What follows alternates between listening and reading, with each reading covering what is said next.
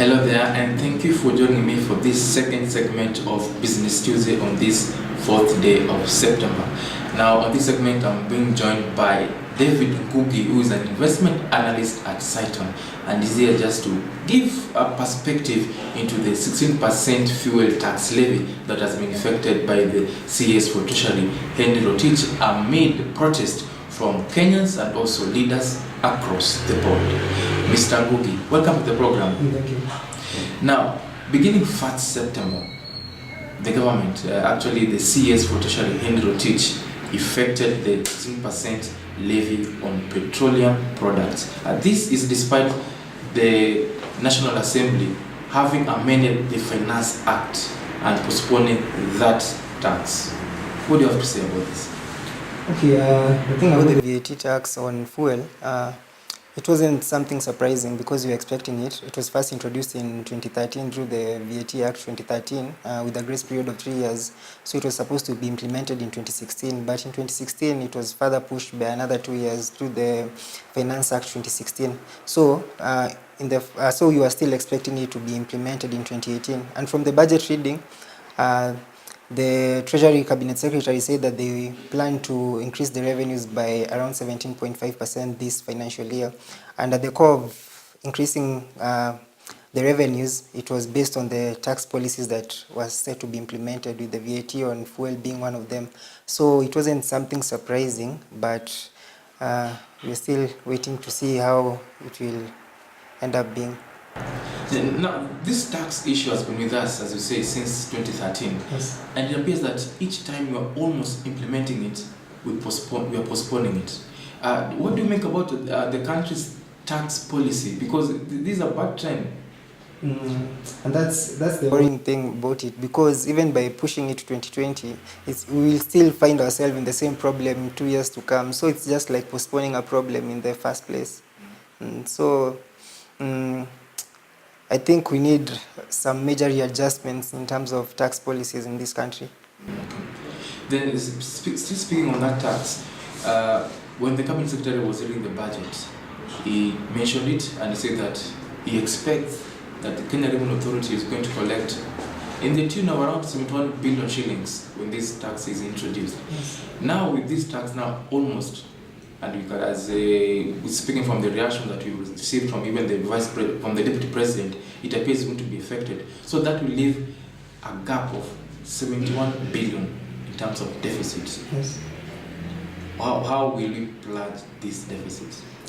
Okay, the other solutions in pledging that deficit, it's mainly the government can increase their borrowing, although there also have been recommendations of an increase in the VAT, the general VAT from 16% to 18% like other East African countries. But generally, I don't think the increment in tax is the best way of raising revenues for a country, because the overall effect, the only thing that taxation does is increase the cost of living, and it also inhibits the purchasing power of consumers. So at the end of the day, because your income is not increasing, for example, you're being paid 20,000, the only thing that will happen at the end of it all, if the taxes are raised, it's only that you will have to buy some few commodities with the 10,000 because your income is not increasing. So at the end of the day, it's like the net effect might even be zero. Even probably that 71 billion probably could not be achievable in the long run, because implementation of taxes it usually comes with stunted growth for our economy. It comes with slowed economic growth because, like I said, the main thing it does, it reduces consumer purchasing power. So I don't think increasing of taxes was the right move. Yeah. Speaking of consumer purchasing power, yes, immediately we saw matatu fares hike. Yes. And also other producers also are now warning that if this goes on, they'll be forced to adjust their prices. Yes. Yeah.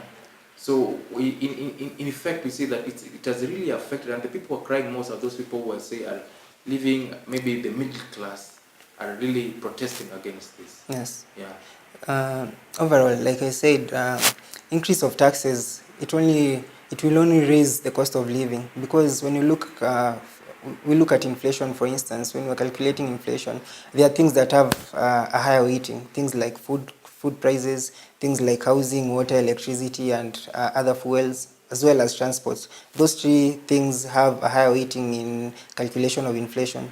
So effectively, if we increase the cost of fuel, it will indirectly affect the food prices, because as we know, food will be transported to the market through the roads, etc. It will also increase the cost of electricity, as well as increase the cost of transport.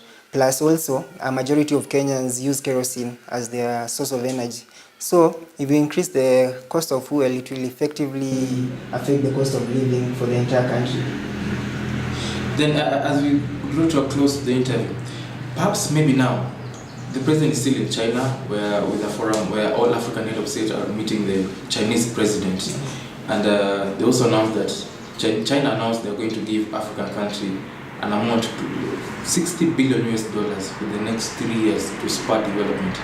And China is being accused by the Western countries that its development and partnership with African nations is plunging African countries into a lot of debt. Is that the case? Okay, from the latest reports that we've been seeing from the World Bank and other agencies, there's definitely a problem of debt sustainability in Africa, because the African countries, in terms of debt to GDP, you've seen that most of the countries it has been going up in the recent years, and the problem with most of the countries is that the debt that we borrow for developmental agendas, at the end of it all, you find that not all of it is used for the intended purpose. If it was used for the intended purpose for developmental agendas, etc., at the end of the day, probably it could have paid off. But the problem is you find that not all of it is channeled to developmental agendas, and also the things that they are being channeled to are not, they are social things, improving of social welfare in terms of probably health, in terms of probably education. Yes, it's a good move, but it's not income generating at the end of it all. So in a few years, we'll be expected to repay those debts, but we don't have a clear way of how we'll be able to refinance that debt. So it's a major issue by there for some African countries in terms of debt sustainability, because we're not so sure how it will be refinanced at the end of it all. Maybe speaking of debt, we got a debt facility of around 320 billion to facilitate the construction of phase 1 of the SGR, and 320 billion is a lot of money. And some people, some analysts, rather economic analysts, criticize the use of that money just to build an SGR that is yet to meet or rather live according to its expectation. Perhaps, given that amount of money, what alternative would the government have invested in other than the SGR? Okay, for a country to flourish, we first need infrastructure. So from our view, we don't think that the SGR development was such a bad idea, because for a country there are some things that for a country to flourish, you must focus on. That is things like infrastructure. You have to focus on things like education, because you need manpower.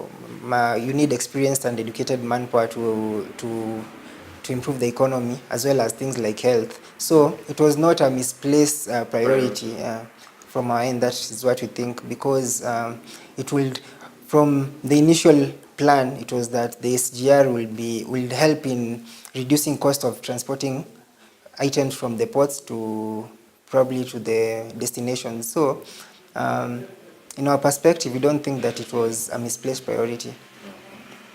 Now, lastly, Yes, yesterday the governors, a group of governors from Central Region, called on the president to immediately assign the signature to the amended Finance Act. We have a civil society, that is Okio Mtata, is before the court. He has filed a suit to stop the effecting of this tax. Perhaps, what are the options of the president? Should he bow to pressure, or should he just hold on and let this tax regime continue? Like I said, I don't think that increase of tax as a way of sourcing revenue is the right move.